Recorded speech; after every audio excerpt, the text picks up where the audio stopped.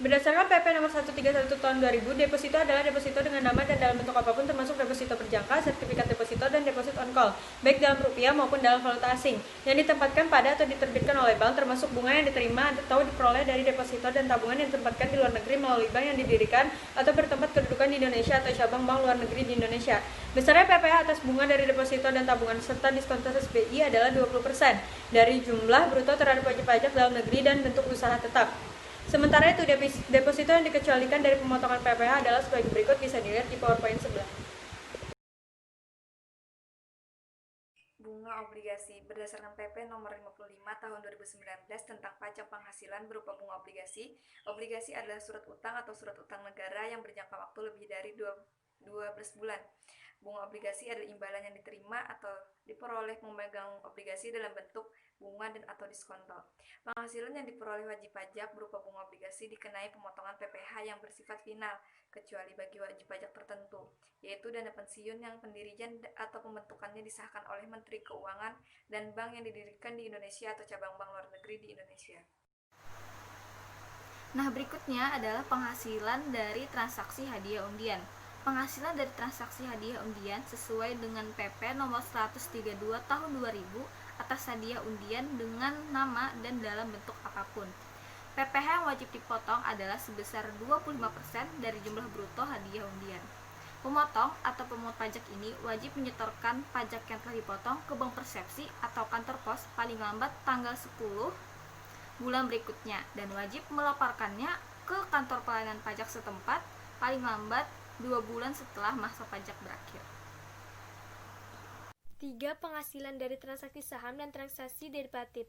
Transaksi derivatif adalah transaksi yang didasari pada kontrak atau perjanjian pembayaran yang nilainya merupakan turunan dari nilai instrumen yang mendasari. Adapun tarif pajak atas transaksi penjualan saham dan transaksi derivatif. Yang pertama, atas penghasilan yang diterima atau diperoleh orang-orang pribadi atau badan dari transaksi penjualan saham.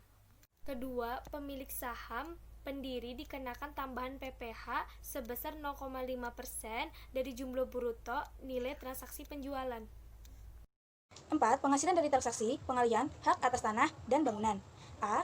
Pengalihan hak atas tanah dan bangunan meliputi beberapa kegiatan. Yang pertama, ada tukar menukar atau cara lain yang disepakati oleh pihak lain selain pemerintah. Yang kedua, ada hibah atau cara lain yang telah disepakati oleh pemerintah guna kepentingan pembangunan. Yang ketiga, itu ada pelelangan atau cara lain yang digunakan oleh pemerintah guna kepentingan pembangunan yang memerlukan persyaratan khusus.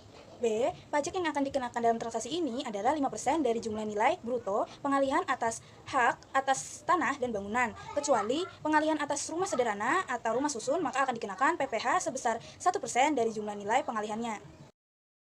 Penghasilan dari transaksi penyewaan tanah atau bangunan. Penghasilan diterima orang pribadi dari penyewaan tanah atau bangunan, rumah susun, apartemen, dan sebagainya, wajib membayar PPh. Besar PPh dibayar sendiri sebesar 10%.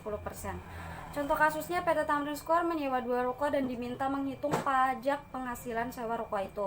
Jadi untuk menghitungnya, masing-masing harga sewa dikali 10% lalu dijumlahkan, maka dapatlah hasil pajak yang harus dibayar oleh PT Tamrin.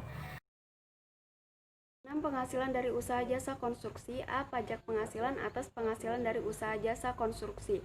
Berdasarkan PP nomor 51 tahun 2008, jasa konstruksi adalah layanan jasa konsultasi perencanaan pekerjaan konstruksi, layanan jasa pelaksanaan pekerjaan konstruksi, dan layanan jasa konsultasi pengawasan pekerjaan konstruksi.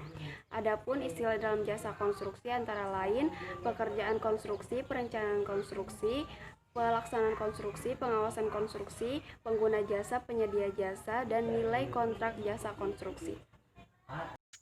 B. Pemotongan dan pembayaran. PPh atas transaksi ini dipotong oleh pengguna jasa pada saat pembayaran. Dalam hal pengguna jasa merupakan pemotong pajak atau disetor sendiri oleh penyedia jasa. Dalam hal ini pengguna jasa bukan merupakan pemotong pajak.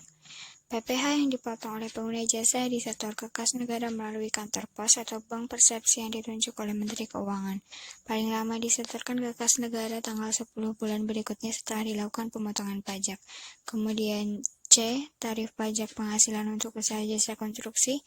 Tarif PPh final berdasarkan kualifikasi usaha dapat dilihat di tabel berikut.